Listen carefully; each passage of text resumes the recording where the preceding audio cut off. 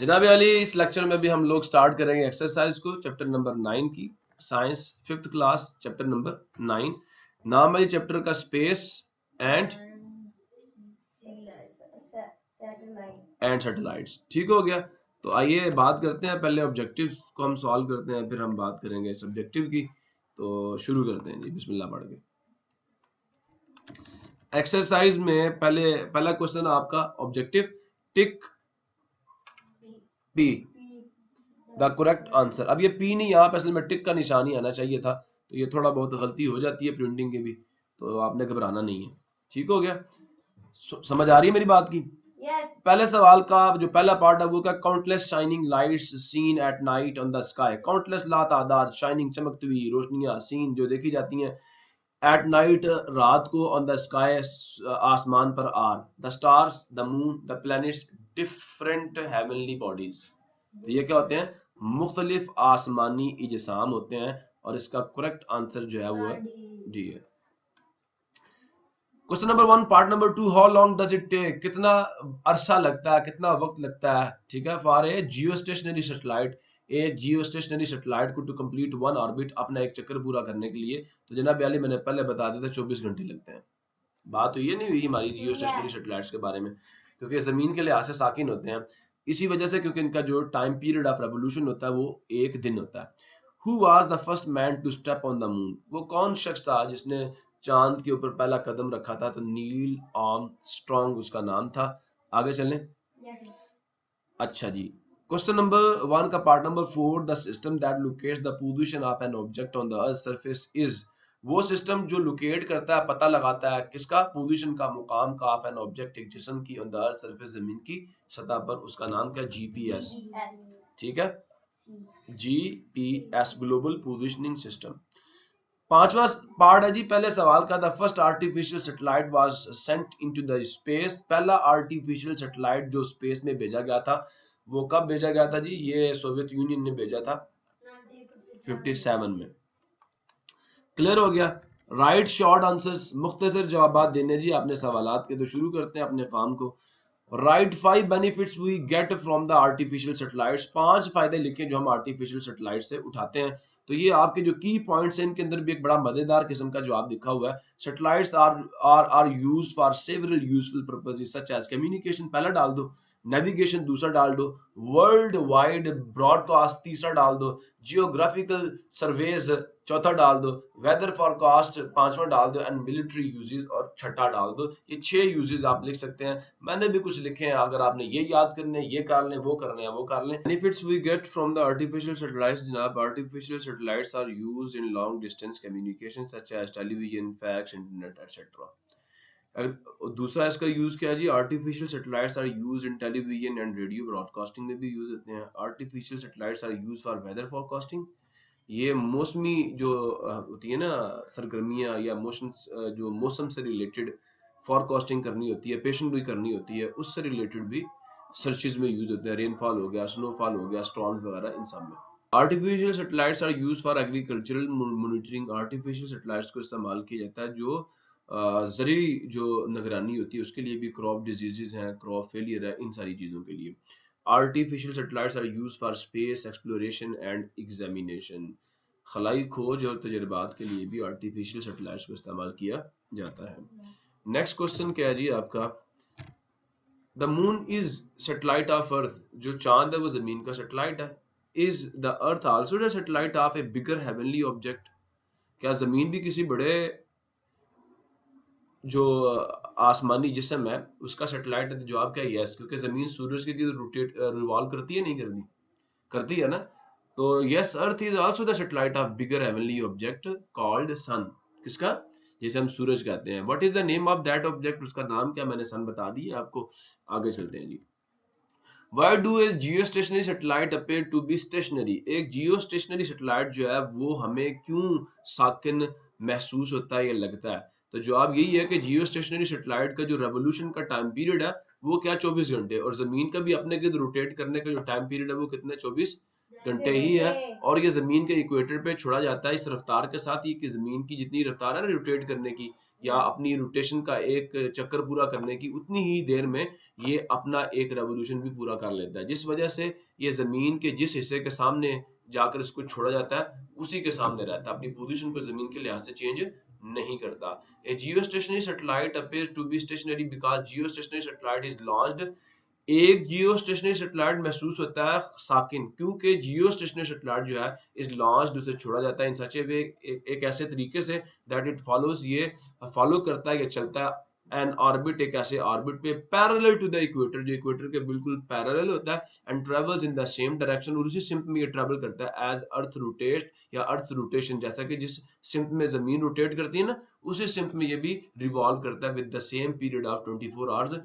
ठीक है, जैसे जमीन की एक रोटेशन पूरा होने में 24 घंटे लगते हैं, तो इसकी भी एक रेवोल्यूशन पूरा होने में 24 घंटे लगते हैं, और इस वजह से ये जमीन के लिहाज से साकिन हमें लगता है। नेक्स्ट क्वेश्चन जी, why do the astronauts wear space suits? Astronauts जो है वो स्पेस सूट्स क्यों पहनते हैं? What benefits do those suits have? और वो सूट्स जो है उनके क्या बेनिफिट्स हैं? जनाब Ali, in space there is no air, space में कोई हवा नहीं है टू ब्रीथ, सांस लेने के लिए, नो एयर प्रेशर, कोई हवाई दबाव नहीं है जो आपकी बॉडी की शक्ल को रिटेन करेगा। स्पेस इज एक्सट्रीमली कूल्ड, जो खला वो बहुत ही ज्यादा ठंडी होती है, and filled with dangerous radiations, और भरी हुई होती है खतरनाक किस्म की शुआओं से। विदाउट प्रोटेक्शन या विदाउट सूट, सूट पहने बगैर या बगैर एहतियात के, एन एस्ट्रोनॉट, एक एस्ट्रोनॉट जो है would quickly die, बहुत तेजी से मर जाएगा इन स्पेस खला के अंदर। सुन रहे हो? Space suits are specially designed, ये जो स्पेस सूट्स होते हैं ये बड़े खास तरीके से बनाए जाते हैं टू प्रोटेक्ट, महफूज करने के लिए, किसको? एस्ट्रोनॉट्स को, फ्रॉम द कूल्ड, सर्दी से, रेडिएशन, शुआओं से, एंड लो प्रेशर और लो प्रेशर इन स्पेस में।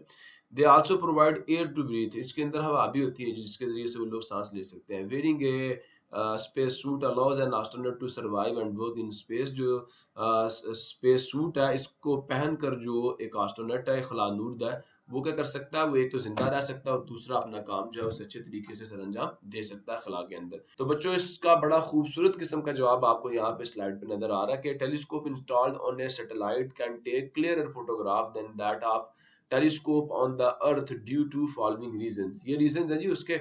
Space telescope is above the blurring effects. देखो, जब खला से रोशनी जमीन की तरफ आती है तो रास्ते में हवा है या नहीं है, और बहुत सारी लेयर्स हैं जिनसे गुजर कर वो रोशनी जमीन तक पहुंचती है, ठीक है, और ब्लर हो जाती है रोशनी, तो हमें सही पिक्चर नहीं मिलती। तो space telescope is above the blurring effects. जो स्पेस टेलीस्कोप होती है वो इन तमाम चीजों से क्या होती है? ऊपर होती है, ठीक है, तमाम चीजों से क्या होती है? ऊपर होती है, ठीक है। तो देयरफॉर इस ऊपर होने की वजह से ये उन तमाम इफेक्ट्स से पाक पिक्चर हमें भेजती है। दूसरा रीजन क्या है? देयर आर मेनी वेवलेंथ्स, बहुत सारी रोशनियां ऐसी हैं, बहुत सारी रेडिएशंस ऐसी हैं फ्रॉम द इलेक्ट्रोमैग्नेटिक स्पेक्ट्रम, जो रोशनी की एक पट्टी है उसमें से, या जो रोशनी का कलेक्शन या वेव्स का कलेक्शन है उसमें से, दैट डू नॉट रीच अर्थ, जो जमीन तक पहुंचती नहीं है, बिकॉज दे आर एब्जॉर्ब्ड, क्योंकि उन्हें जज़ब कर लिया जाता है, आर रिफ्लेक्टेड, या वो रिफ्लेक्ट हो जाती है बाय द अर्थ एटमॉस्फेयर, जमीन की फिजा से, ठीक है। But they reach the space telescope, लेकिन जो स्पेस टेलीस्कोप है ये जमीन की फिजा से बाहर होती है, तो वो रेडिएशन जमीन उस स्पेस टेलीस्कोप तक भी पहुंचती हैं, और ये फिर हमें ज्यादा अच्छी पिक्चर भेजती है, क्योंकि वो रेडिएशन भी उसको मिल रही है जो हम तक पहुंच ही नहीं रही। ठीक हो गया। कंस्ट्रक्टेड रिस्पांस क्वेश्चन है जी, ये जवाबात आपने खुद बनाने थे। देखते हैं जी, what provides the force needed to keep the artificial satellites moving around the earth? मैंने जवाब दिया था आपको, पीछे मैंने आपको वीडियो भी दिखाई थी। जमीन की कशिश, जमीन की कशिश वो कुव्वत है। व्हाट प्रोवाइड्स, कौन मुहैया करता है? फोर्स वो कुव्वत। देखो, एक पत्थर अगर आपने सर्कल में घुमाना हो तो आपको रस्सी बांधनी पड़ती है और उसे खींचना पड़ता है, ऐसा ही है ना। तो वो कौन सी चीज है, वो कौन सी चीज है जो फोर्स मुहैया करती है, कुव्वत मुहैया करती है, ठीक है। कौन सी कुव्वत जो नीडेड होती है, जिसकी जरूरत होती है to keep the artificial satellite, artificial satellite को रखने के लिए, मूविंग, हरकत करते हुए अराउंड द अर्थ, जमीन के गिर्द? तो बेटा it is the force of gravity. ये जो मैंने लिख दिया, gravity of earth provides the necessary force to keep the artificial satellites moving around the earth. ये पहले सवाल का जवाब है। दूसरा सवाल क्या है? Indicate its direction on the two satellites, दो सैटेलाइट्स पर उस फोर्स की डायरेक्शन को इंडिकेट करें, जाहिर करें। Shown in the given picture या इन द गिवन फिगर। तो बेटा जमीन किधर खींचती है चीजों को, नीचे की तरफ ना। तो इस सिंपल में फोर्स होगी, और ये फोर्स भी किधर होगी, सीधी नीचे। It is the force.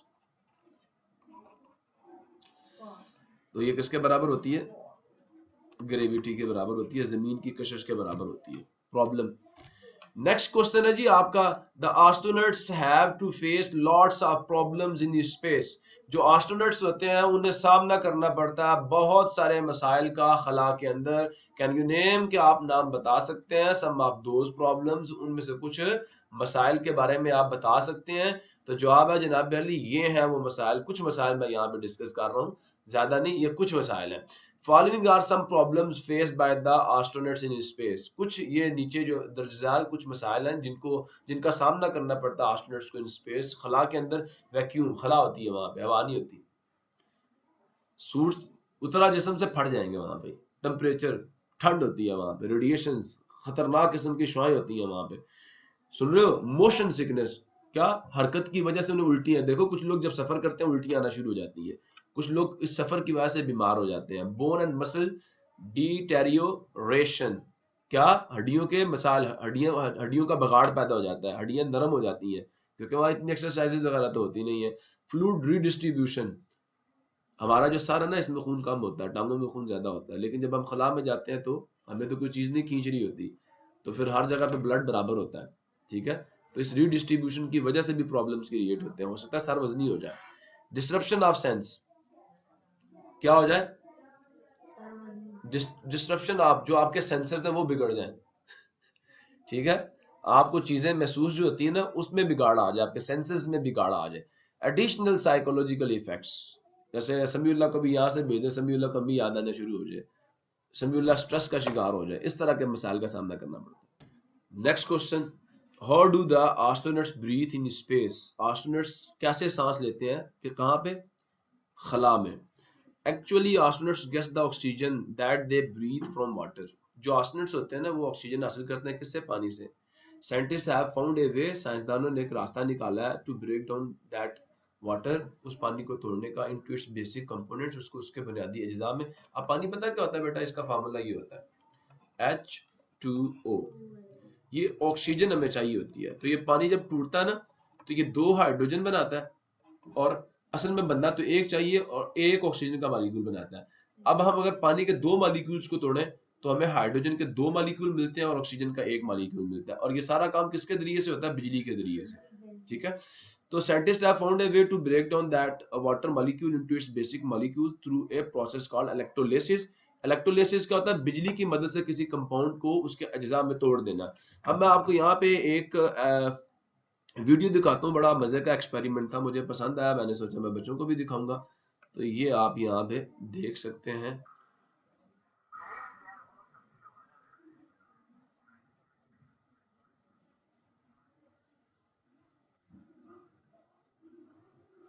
तो ये आपको बता रहे हैं पानी को आप घर में भी तोड़ सकते हैं।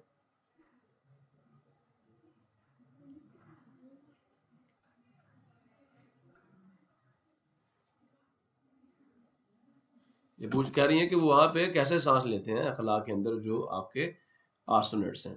तो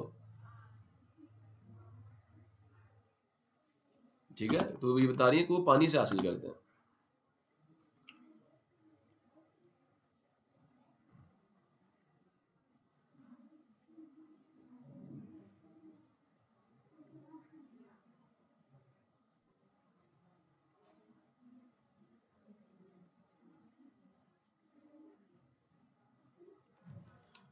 ठीक है, तो ये क्या करेंगे अभी देखें आगे, मैं इसको थोड़ा सा आगे करता हूँ। ये पानी लिया इन्होंने, कैलकुलेटेड अमाउंट उसके लिए, और इसके अंदर ये एप्सम सॉल्ट कहते हैं मैग्नीशियम सल्फेट को। ये देखो इसके ऊपर लिखा मैग्नीशियम सल्फेट, इसको एप्सम सॉल्ट कह रहे हैं। इसका वो चम्मच इसके अंदर डालेंगे। इससे क्या होता है, पानी की कंडक्टिविटी बढ़ जाती है, पानी से करंट ज्यादा पास होता है, वरना पानी से इतना ज्यादा करंट पास नहीं होता, तो इसको ब्रेक डाउन करना आसान हो जाता है। अब इसको हिला के इसका सोल्यूशन बन जाएगा। अब क्या करेंगे, एक बैटरी लेंगे, दो वायर्स लेंगे। एक बैटरी चाहिए, ये 2 वायर्स चाहिए और इन दोनों के आगे एक वॉशर लगी हुई नहीं चाहिए, देख रहे हो, ये देखो,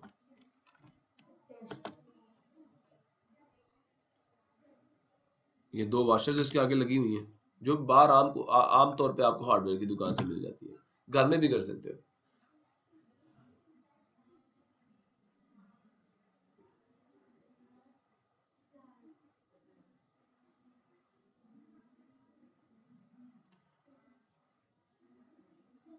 ठीक हो गया। अभी इसके अंदर डालेंगे, जैसे स्विच ऑन करेंगे तो पानी ब्रेक डाउन हो जाएगा ऑक्सीजन और हाइड्रोजन में। अभी देखिए बबल्स निकलना शुरू हो जाएंगे, इनको आपस में जुड़ने नहीं देना।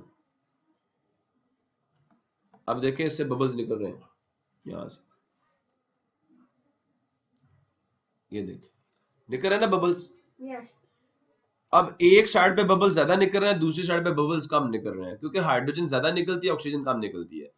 तो जहां पे ज्यादा बबल्स है वो हाइड्रोजन है, जहां पे कम बबल्स है वो क्या है, वो ऑक्सीजन है। ये बबल्स बता रहे हैं कि गैस प्रोड्यूस हो रही है, फिर इस गैस जो ऑक्सीजन पैदा हो रही होती है ना, उसको सेपरेट कर लेते हैं और उसको सांस लेने के लिए इस्तेमाल करते हैं। This is the way by which astronauts take breathe in the space. Clear हो गया? समझ आ गया? आगे चलते हैं जी। Why cannot you pour water in glass in space? मुझे ये बताओ, ये जो ग्लास के अंदर अभी आपको नजर आ रहा पानी पड़ा हुआ, ये क्यों है यहाँ पे, इसके अंदर क्यों पड़ा रहता है? क्योंकि इसको जमीन नीचे खींचती है, इस पानी को जमीन, तो वो इसके अंदर पड़ा रहता है। अब खला में तो कुछ चीज नीचे खींचती नहीं, तो लिहाजा पानी भी ग्लास में टिकता नहीं है। We can not pour water in a glass, हम ग्लास में पानी नहीं डाल सकते, नहीं डाल सकते इन स्पेस, खला में, because there is no gravity in space. Space में ग्रेविटी कोई नहीं, पर हवा कोई नहीं, प्रेशर कोई नहीं, वो पानी बुखारात बन जाता है या बॉयल कर जाता है फौरन से, क्योंकि प्रेशर कम होगा तो बॉइलिंग पॉइंट भी कम हो जाता है। इन्वेस्टिगेशन जी, लास्ट चीज होती है, लास्ट टॉपिक है आपकी बुक के अंदर, कहता है search in a public library or on the internet what kind of experiments. एक पब्लिक लाइब्रेरी में चले जाए, इंटरनेट पे सर्च कर ले, मैंने किया था, मैंने कहा चलो बच्चों को मैं दिखा दूंगा, ठीक है, सुन रहे हो? What kind of experiments are conducted, कौन से तजर्बात जो है वो कंडक्ट किए जाते हैं in the international space station ISS के अंदर, that can not be done, जिन्हें नहीं किया जा सकता व्हाइल लिविंग ऑन अर्थ, जमीन पर रहकर। बेटा असल चीज क्या है? ग्रेविटी। जमीन पर ग्रेविटी या स्पेस स्टेशन के अंदर ग्रेविटी नहीं होती। वो तजर्बात जिन्हें हमने ग्रेविटी के बगैर करना होता है, वो सारे के सारे वहां पे ISS के अंदर होते हैं। आंसर ये है biology, physiology, fluid physics. Fluid physics क्या होती है? इसके अंदर जैसे हवा है, पानी है, वो चीज जो बह सके उसकी स्टडी की जाती है। मटेरियल साइंसेज है, फंडामेंटल फिजिक्स है, एस्ट्रोबायोलॉजी है, are all studied in space, observing how gravity affects basic phenomena. सिर्फ इस चीज का मुताला करते हैं कि जो बुनियादी फिनोमिनाज हैं, जो बुनियादी किस्म के मज़ाहिर हैं ऑन अर्थ, जमीन पर, ठीक है, वो ग्रेविटी की गैर मौजूदगी में किस तरह होते हैं, ठीक है, and expanding our knowledge of world around us, इससे हमारा इल्म भी जो हमारे इर्द गिर्द का की दुनिया उसके बारे में बढ़ता है। इसी के साथ हमारा ये चैप्टर जो है वो क्लोज होने को जा रहा है। एक छोटा सा साइंटिफिक प्रोजेक्ट होता है आपकी एक्सरसाइज के अंदर लास्ट में, वो भी आपको दिखा देता हूँ। कहता find out from a library or on the internet the names of first 5 astronauts. पहले 5 आपने एस्ट्रोनॉट्स के नाम बताने हैं हु विजिटेड द स्पेस, जो स्पेस में गए थे, to which country they belong, किस मुल्क से उनका ताल्लुक था, what were the dates of their mission, उनके मिशन की क्या डेट्स थी, and how long did they stay in space, वो कितनी देर स्पेस में रहे थे। कितने सवालात हैं, नाम बताने हैं, सुन रहे हो? उनके मुल्क, उनके कंट्री का नेम, उनका नेम, ठीक है, किस डेट को वो गए थे, ठीक है, और कितनी देर वो वहां पे रहे थे। 5 सवालों के जवाब आपने देने हैं। तो भाई ये आप जब सर्च करेंगे ना इंटरनेट पे, तो आपको इन सवालात के बड़े खूबसूरत जवाब मिल जाएंगे। मुझे ये कुछ लिस्ट मिली थी जो कि मैं आपको भी दिखा देता हूँ।